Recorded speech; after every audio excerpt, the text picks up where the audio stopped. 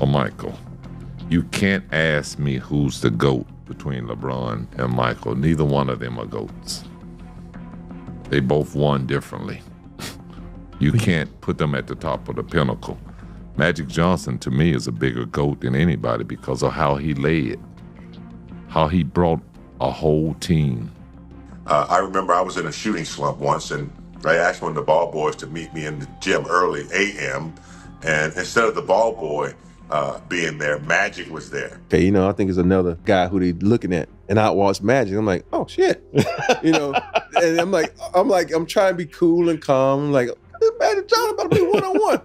And so we playing one-on-one, right? I'm saying, I just want to block his shot, right? Man, I'm almost throwing my shoulder out of socket trying to block the shot. And I don't think the dude ever jumped over 2 inches and wore my ass out. And after I left that thing, I was like, boop, I got to get smarter. Yeah. It ain't about the physical attributes. You have to be a smart player. Magic Johnson didn't just play point guard. He redefined what a point guard could even be. At 6'9", he wasn't supposed to have the court vision of a floor general, the ball handling of a guard, and the leadership of a seasoned veteran. But Magic had all of it. He led the Lakers to 5 NBA championships, turned the Showtime era into a basketball revolution, and raised the bar for what it meant to be a team leader. No-look passes, fast breaks that felt like rock concerts, and the ability to control the pace of the game without always needing to score, Magic made it all look effortless. Magic was not just a product of talent or size. He changed the way teams built around their stars. He showed that a point guard could be the biggest player on the floor and still be the smartest, the most unselfish, and the most trusted. His ability to lead without making it about himself set a new example that players still chase today. That is why, even now, when people talk about the greatest leaders in basketball history, Magic Johnson's name is always one of the first to come up. Rivals tried to stop him, teammates tried to keep up, and everyone who crossed his path walked away with a story, a memory of how Magic changed the game forever. In this video, you're going to hear those stories, straight from NBA legends themselves, teammates, opponents, Hall of Famers, each of them giving you their view of what made Magic Johnson a once-in-a-lifetime player. When you hear debates about who the greatest basketball player is, the names that always come up are Michael Jordan and LeBron James. People spend hours arguing about who was better, but Shawn Kemp, one of the most explosive players of the 90s, thinks the whole conversation is a little off. I don't think LeBron should be compared to Michael Jordan either. Right. I think LeBron should be compared to Magic Johnson. Right, I agree with that. I think whoever started that shit up got it totally wrong, man. LeBron is not no damn Michael Jordan. Kobe is more like Michael Jordan. Exactly. LeBron is more like Magic Johnson. Exactly. Kemp is not saying LeBron does not belong in the conversation. He is saying that people are comparing him to the wrong guy. Instead of stacking LeBron up against Michael Jordan, Kemp believes the better comparison is Magic Johnson.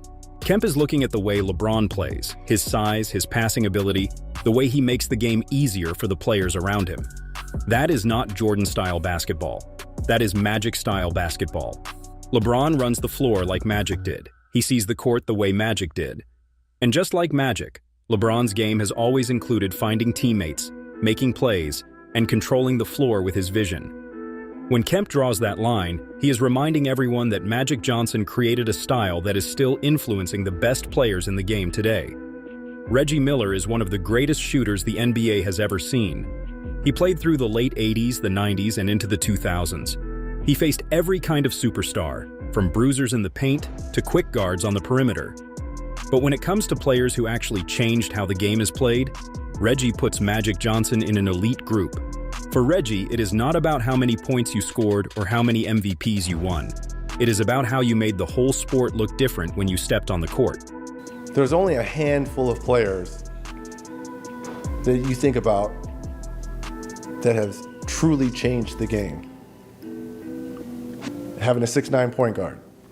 I don't think we'll ever see that again in Magic. At a time when point guards were supposed to be small, quick, and stay outside the paint, Magic broke the mold.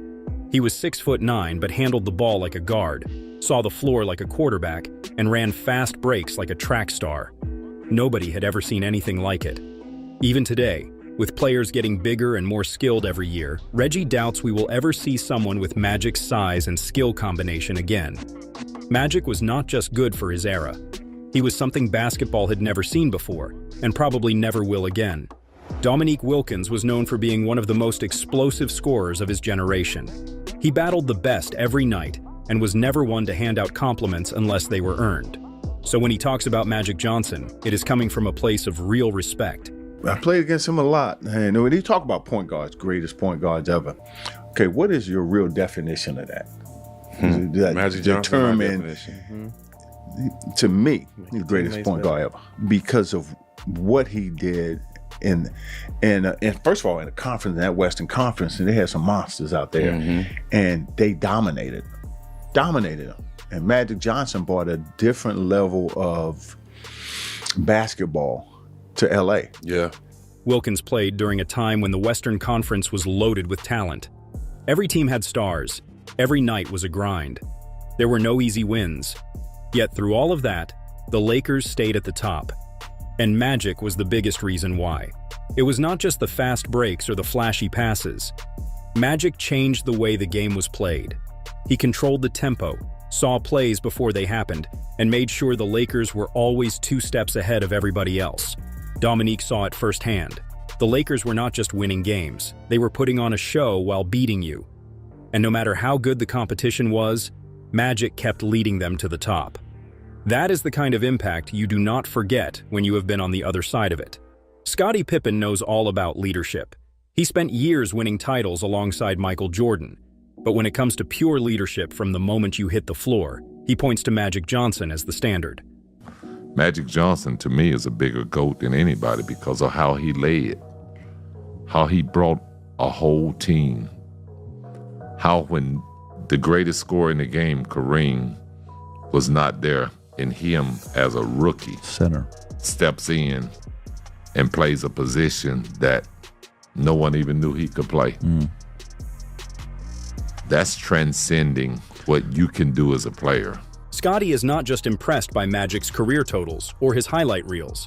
He is talking about one moment early on, when Magic showed he was different even before he became a veteran. It happened during Magic's rookie season, and it changed the way people thought about what a player could do under pressure. Pippen is talking about Game 6 of the 1980 NBA Finals. Kareem Abdul-Jabbar was out with an injury. Most rookies would have been overwhelmed, not Magic. He played center, forward, and guard all in the same game. He scored 42 points, grabbed 15 rebounds, and dished out 7 assists. And most importantly, he led the Lakers to a championship. Scottie's point is clear. Greatness is not just about stats. It is about stepping up when everything is on the line. And Magic Johnson did that from day one. James Worthy spent years winning alongside Magic Johnson during the Showtime Lakers era. He saw up close what made Magic different. It was not just about the flashy passes or highlight plays. It was about the leadership you could feel every day. One story Worthy tells sums it up perfectly. During a rough patch when he was struggling with his shot, he made plans for an early morning workout to try to fix it. What happened next showed exactly why Magic was a different kind of teammate. He had a personality that just yielded, leadership. He just refused to lose.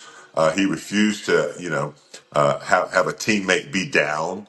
I remember I was in a shooting slump once, and I asked one of the ball boys to meet me in the gym early a.m.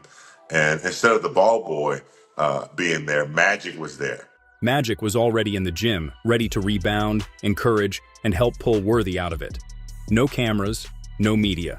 Just one teammate showing up for another because that is what leaders do. For Magic, lifting his teammates was just as important as scoring points. It was about making sure everybody was confident and ready when it mattered. That is why those Lakers teams played with such trust and chemistry. Magic made it happen behind closed doors, not just under the lights. George Gervin, known as the Iceman, was one of the smoothest scorers the NBA has ever seen. During his prime, Gervin had a chance to team up with Magic Johnson in Los Angeles. The Lakers wanted him badly. They were willing to trade away multiple first-round picks to bring him over. Before I signed that last contract, he said, I got, the Lakers want you. And they're willing to give up 3 first-round drafts to it. Now, I'm going to let you make the decision. I was close to the owner here. And I said, look here, man. I don't want to play with Magic. I want to beat him. I signed my last contract here in San Antonio.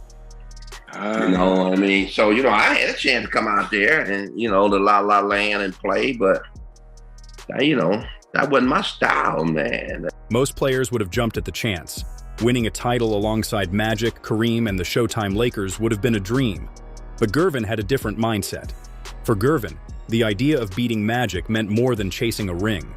It was about competition, about testing yourself against the best instead of joining forces. That mindset says everything about the respect players had for Magic Johnson. He was not just another star. If you could beat Magic, it meant you beat the very best. Gervin wanted that challenge more than the easy road. Not everybody had that attitude. That is what made the battles from that era so special. Shaquille O'Neal came into the NBA as one of the most hyped young stars. He was 19 years old, larger than life, and already being seen as the next big thing. But before Shaq even played a regular season game, he got some advice from someone who had already lived through everything he was about to face. I met Magic Johnson at 19 years old.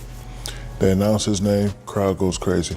They announce my name, crowd also goes crazy. First time I meet Magic Johnson, he pulled me to the side and he said, "It's okay to be famous.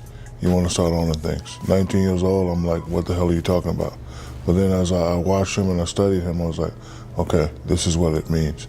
Shaq met Magic early on, and Magic pulled him aside. No cameras, no interviews, just a private moment between a legend and a rising star. At the time, Shaq did not really understand what Magic was getting at. He was young, confident, and ready to dominate. Fame sounded easy. But as time went on, and as the endorsements, the media attention, and the expectations piled up, Shaq realized how important that advice really was. Magic had mastered it all. He knew how to shine on the court and handle everything that came with being a superstar off of it. For Shaq, that quick conversation was the first real lesson on how to manage not just a career, but a life in the spotlight. Kareem Abdul-Jabbar was already a legend when Magic Johnson joined the Lakers. He was one of the most dominant players the league had ever seen. But even with all his success, Kareem had a business-first approach to the game. Winning was the goal, and celebrations were not really part of the routine. Then Magic showed up and changed the energy. It was great. Just what he brought to the team in terms of his competence as a point guard, and then as an emotional leader, that's incalculable. What he gave you. That very first game where he went nuts after I hit the shot. And, I was like, hey, man, look, we got 81 more games. I'm going to be pragmatic. But he made it possible for me to see that it was all right to enjoy the moment. Okay. And I needed that. Kareem remembers their first game together like it was yesterday. He hit a big shot, and instead of treating it like just another play, Magic exploded with excitement, celebrating like they had just won a championship. Magic's energy was real. It was contagious. He brought a sense of joy and passion that even a veteran like Kareem could feel. It reminded Kareem that it was okay to love the wins, not just chase them. Magic did not just lead with his skills. He led with his emotions too. And even on a team full of stars, he was the one who kept everybody connected to the fun of the game. Before Larry Bird and Magic Johnson became NBA rivals, they crossed paths in college. It was not during a big televised game or a high-stakes tournament. It was at a simple all-star practice, and even then, Bird saw something special. I can remember the first time I laid eyes on Magic Johnson. We played on an all-star team back in college. I could not believe what I was seeing in practice.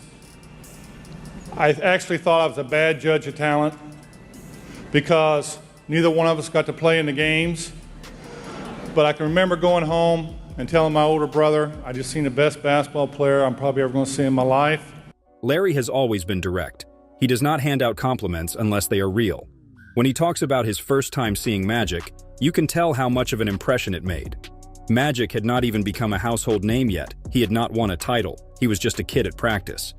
But Bird saw the way Magic controlled the floor, the way he made plays others could not even see, and he knew.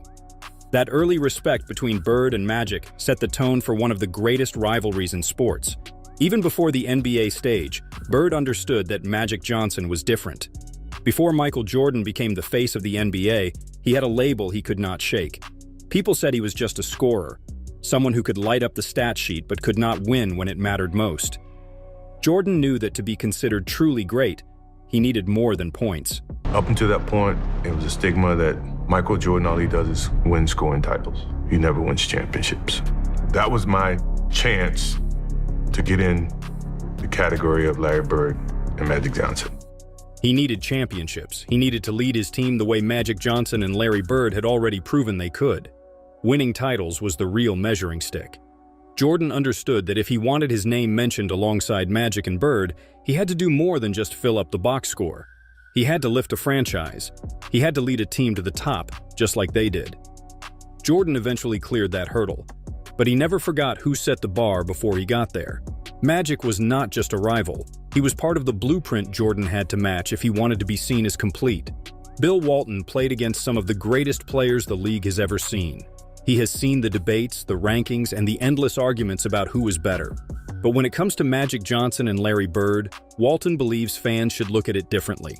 You know, Larry and Magic, these guys are just fantastic, and just enjoy them for who they are. And I've learned over the years, and granted I'm the slowest learner ever, but I've learned to never rank or rate or compare children, championships, concerts, coaches, or congratulations. Just enjoy them.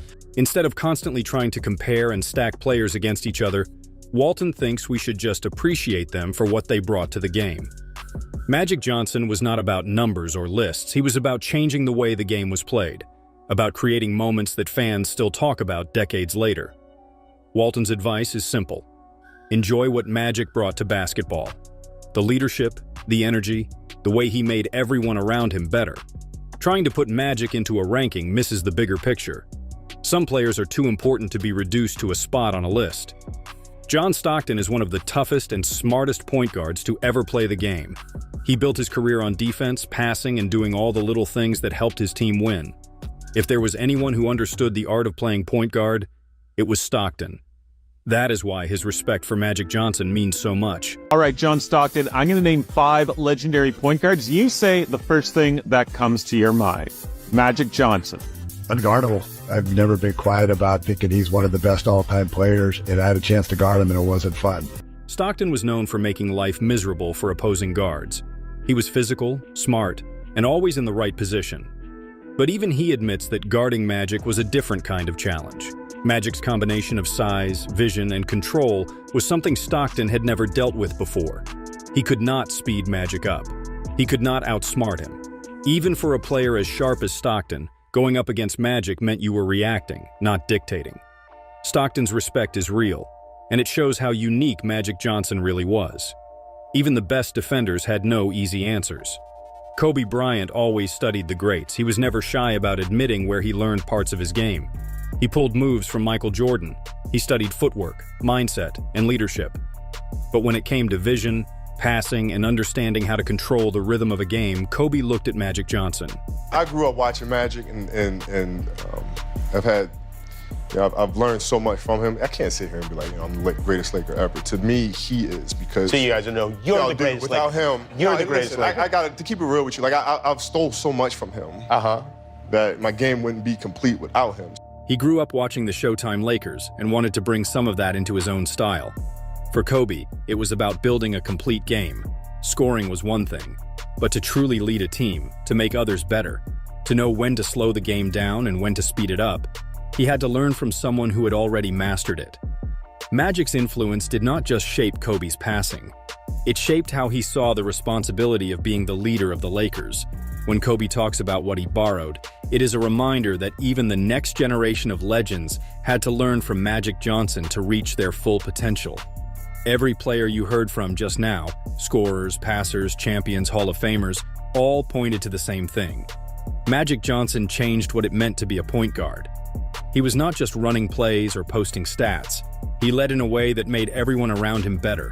He turned fast breaks into must-see moments. He made winning fun and made teammates believe they were part of something bigger than just basketball. Magic showed that being a great player was about more than scoring. It was about lifting a team, setting the energy, and making sure the whole building felt it. Decades later, the best players in the world still look at Magic as the blueprint. The way he played, the way he led, the way he changed the game. That is why his name is still in every conversation about greatness, and why it always will be.